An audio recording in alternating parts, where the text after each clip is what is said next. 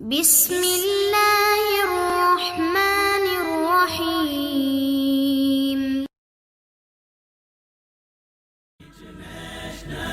Islamic Research Center۔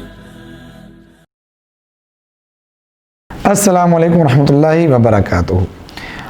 ایک سوال ملا ہے جس میں ایک بہن پوچھ رہی تھیں کہ اگر کسی بندے کا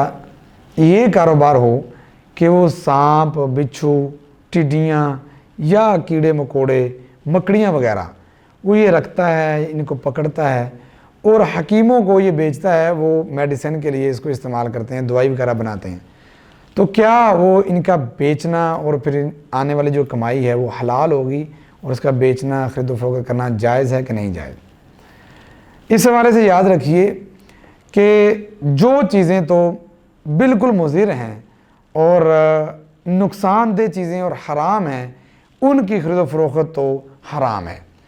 لیکن چند ایک چیزیں جنہیں ہم استعمال کرتے ہیں اور ان کا مثبت استعمال بھی موجود ہے، ہیں وہ حرام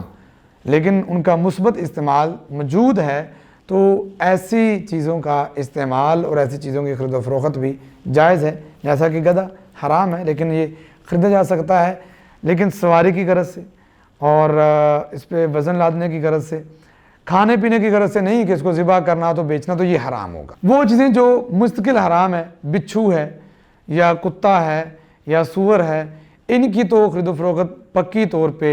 جو ہے نا وہ حرام ہے، ان کا بیچنا اور ان کی کمائی وہ حرام کی ہوگی۔ اب رہی بات ایسے چیزوں کی، ایسے جانوروں کی جو ٹڈی ہے، کوئی کیڑا مکوڑا ہے یا کوئی اور ہمارے ہاں رینگنے والے چھوٹے موٹے جانور ہیں،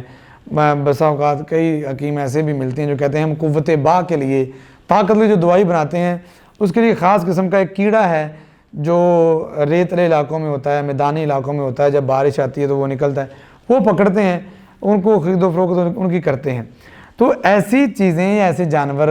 جن کے بارے میں نہ حلال کا آیا ہے نہ حرام کا آیا ہے، ان کے بارے میں شریعت خاموش ہے، تو ہم بھی خاموش ہیں۔